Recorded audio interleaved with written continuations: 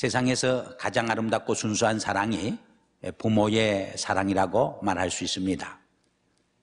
그리고 또 우리 인간들이 세상에 태어나서 제일 먼저 배우는 말이 아빠, 엄마, 어머니, 아버지라고 하는 말이라고 합니다.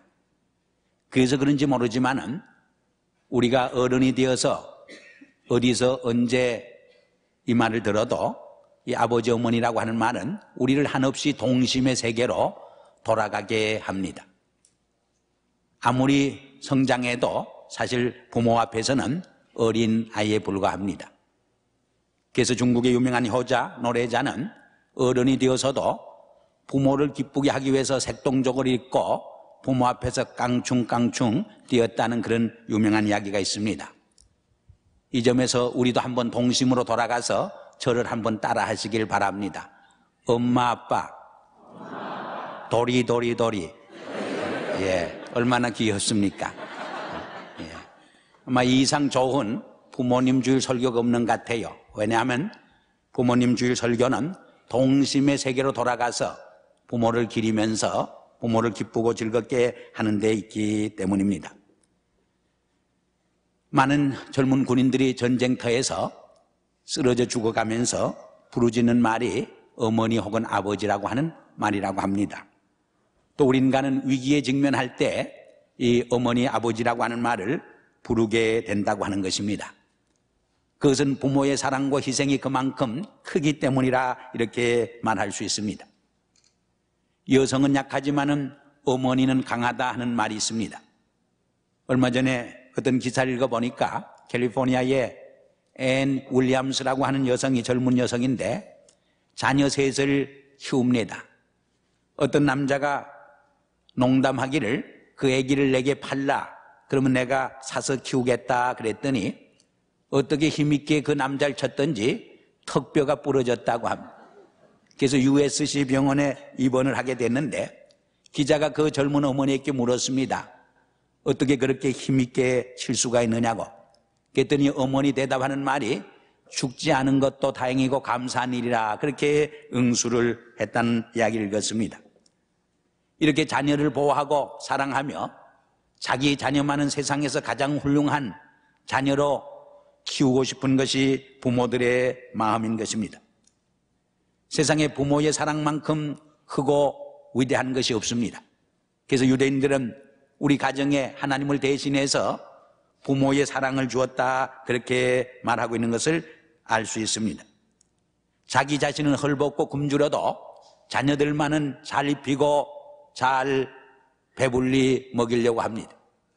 자기는 비록 공부하지 못하고 자기는 잘 살지 못하지만은 자녀들만은 훌륭하게 공부시켜 정말 훌륭한 잘 사는 자녀들로 만들어 보려고 하는 것이 부모의 야망이라고 볼 수 있습니다.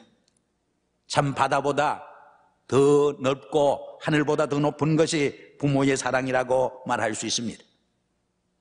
부모의 얼굴에 생긴 주름은 자녀를 위한 노고의 흔적이며 부모의 머리에 희끗희끗한 흰머리는 자녀를 향한 상한 마음이며 염려와 근심의 표적이라고 말할 수 있습니다. 그러기에 부모의 사랑과 은혜는 어떤 미사역으로도 위로하고 다 보답할 길이 없는 것입니다. 남편과 아내의 얼굴은 가끔은 보기 싫을 때도 없지 않아 있습니다. 그러나 부모의 얼굴은 언제나 보고 싶은 얼굴이라고 말할 수 있습니다. 그 얼굴이 잘생겨서가 아닙니다. 못생겨도 내 부모요, 잘생겨도 내 부모입니다. 부모가 많은 공부를 하시고 높은 지위와 명예를 갖는다고 내 부모가 되는 것이 아닙니다. 가진 것이 없고 배운 것이 없지만은 나의 가장 훌륭하고 존경할 만한 부모가 되는 것을 우리는 알고 있습니다. 부부 사이에는 무촌입니다. 이 말은 부부는 한 몸이란 뜻도 되지만은 사실 헤어지면은 남이 된다는 뜻도 암시되어 있습니다. 그러나 부모와 자식 사이는 일촌입니다. 함께 있어도 일촌이지만은 헤어져도 일촌입니다. 그 무엇이 부모와 자녀 사이를 갈라 놓을 수 없는 것입니다. 모든 것을 다 주고도 더 주고 싶어 하는 것이 부모의 마음입니다. 아무리 큰 잘못도 용서할 수 있는 마음이 부모의 마음입니다. 살인 강도를 저지른 자식마저 오히려 측은스럽고 사랑스럽게 여겨지는 것이 부모의 넓은 마음이요 사랑의 마음이라고 볼 수 있습니다. 건강한 자녀만 사랑하는 것이 아닙니다. 오히려 병든 자녀일수록 더 측은하고 사랑을 느끼는 것이 부모의 마음인 것입니다. 인생에 있어서 이 어머니라고 하는 말처럼 아버지라고 하는 말처럼 우리의 심금을 울려주는 감동적인 언어는 없습니다. 제가 한국에 있을 때나 북미에 와서도 몇 차례 소년원을, 가마원을 가본 적이 있습니다. 죄를 짓고 소년 형무소에 와 있는 그들에게 아무리 좋은 이야기도 귀에 들리지 않습니다. 그러나 어머니 이야기를 들려주고 아버지 이야기를 들려줄 적에 몇 사람은 앵거 분노하지만은 대부분의 청소년들은 눈시울이 뜨거워지면서 가슴이 뭉클해지며 고개를 숙이고 숙연해지는 모습을 쉽게 발견할 수 있습니다. 왜냐하면 이 어머니란 말, 아버지란 말은 우리 인간 본연의 자세로 돌아가게 하기 때문입니다. 그것은 그 속에 하나님의 사랑의 그림자가 새겨져 있기 때문입니다. 이렇게 귀한 것이 부모의 사랑이요 부모의 은혜이지만은 곧잘 망각하고 저버리고 살아가는 것이 또한 우리의 삶의 현실입니다. 부모의 사랑과 은혜를 당연한 것으로 받아들이고 우리가 해야 할 자녀의 효성을 다하지 못하는 것이 우리의 삶의 현실인 것을 우리는 또한 고백하지 않을 수 없습니다.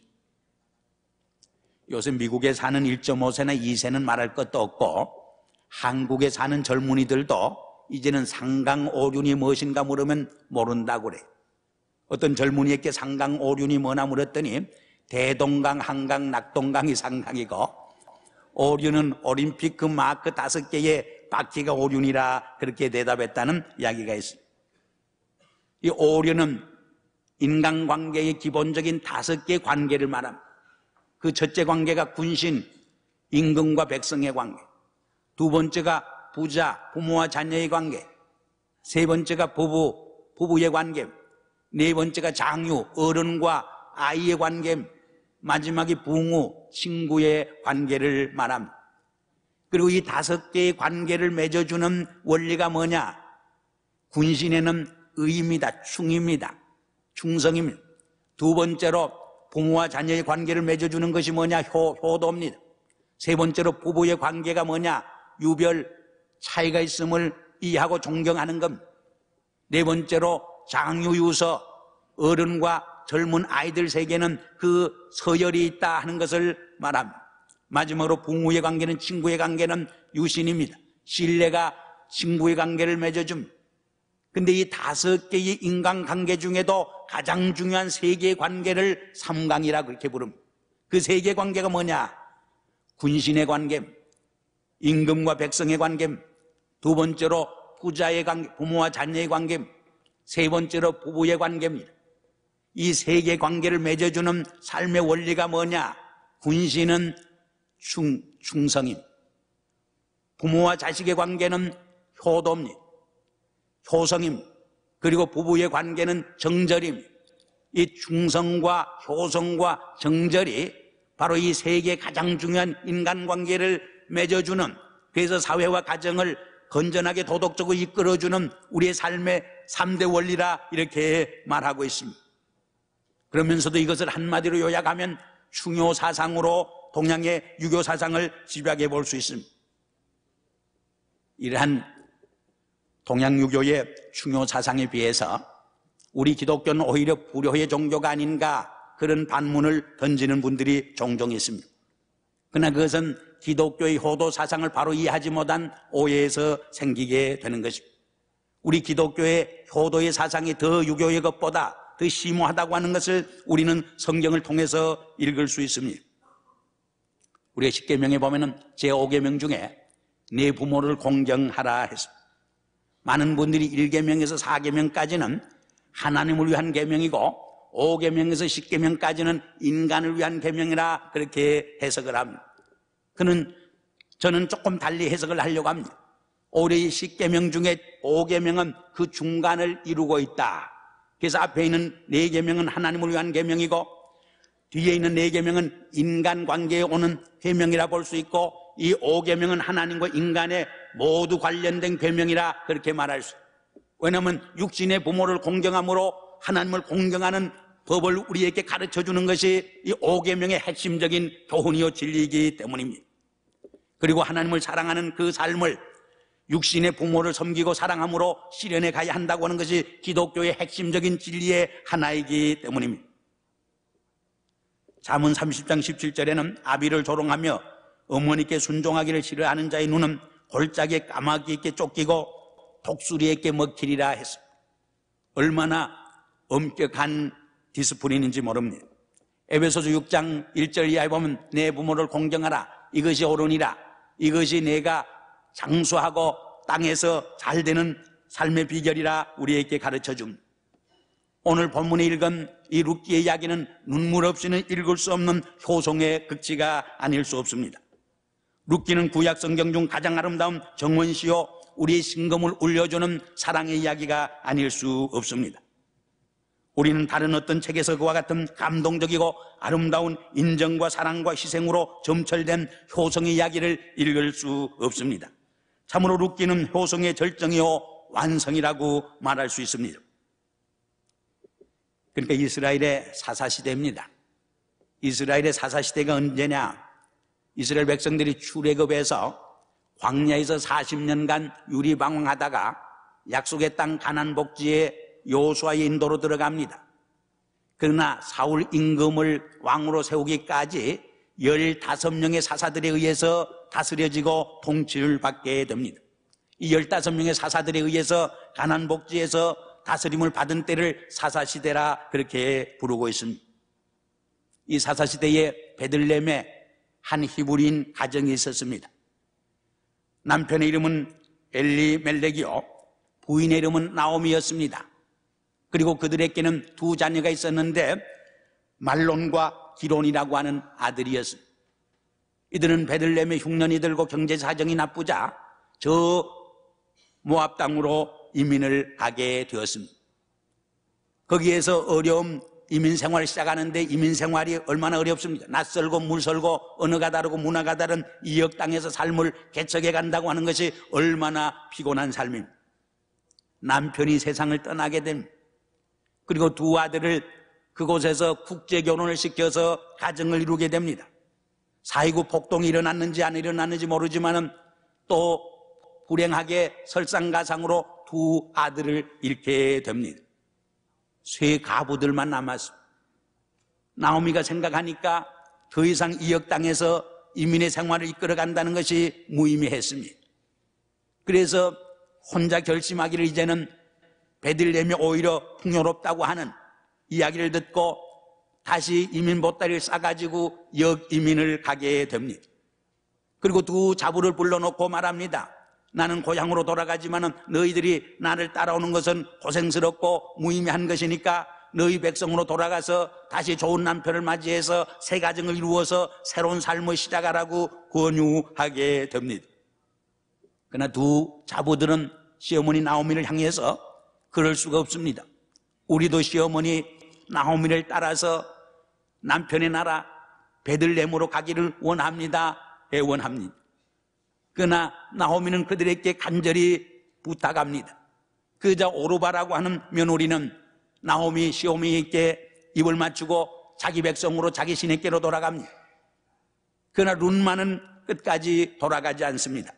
그때 시어머니 나오미가 내 동서는 그의 백성으로 또 그의 신으로 돌아갔는데 너도 동서를 따라서 돌아가는 것이 좋겠다고 권유를 합니다. 그러나 룻은 끝까지 참 목매인 목소리로 그 시어머니에게 효성의 고백을 하게 됩니다. 나로 어머니를 떠나서 어머니를 따르지 말고 돌아가라 강권하지 마세요. 나도 어머니가 가는 길에 나도 가고 어머니가 유숙하는 곳에 나도 유숙하길 원합니다. 어머니의 백성이 내 백성이 되고 어머니의 하나님이 내 하나님이 될 것입니다. 어머니가 죽는 곳에서 나도 죽어 장사 지내기를 원합니다. 죽는 일 위에는 어머니를 떠나면 우리 여호와께서 나를 벌하시되 더 벌해 주시기를 원합니다 하는 위대한 효성의 고백을 하게 됩니다. 얼마나 우리의 심금을 울려주는 아름다운 효성의 고백인지 알 수 없습니다. 요새 많은 며느리들이 시어머니 시자만 들어도 가슴이 울렁거리고 사지가 경련을 일으키고 밤잠을 자지 못하는 며느리들이 얼마나 많습니다. 근데 이 룻은 시어머니와 함께 가기를 원합니다. 얼마나 아름다운 고부의 관계인지 알 수 없습니다. 저도 이런 룻과 같은 며느리를 하나 봐야 되겠다 하는 생각이 많이 듭니다. 얼마나 훌륭한 며느리입니까? 얼마나 아름다운 고부간의 릴레이션십입니까? 윌리엄 테일러는 이처럼 아름다운 노래가 없다고 말했습니다. 아무리 슬픈 노래라도 이처럼 애처로운 노래가 없으며 영구히 우리의 가슴 속을 울려주는 위대한 시요 불멸의 음악이라고 말했습니다. 맥킨토시 머케이는 이 구절을 거의 그대로 따서 이렇게 영시를 읊었습니다. 당신을 떠나 돌아가라. 나를 강건하지 마셔요.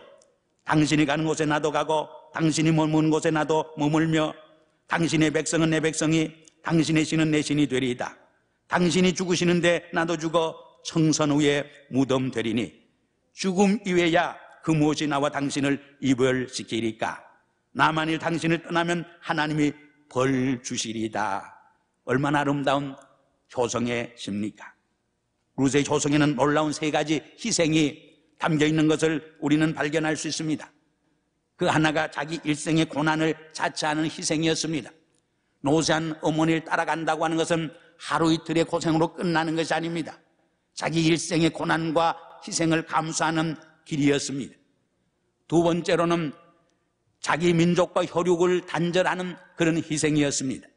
세 번째로는 자기 백성이 믿는 종교와 신앙을 포기하는 단절하는 희생이 담겨져 있는 것을 볼 수 있습니다.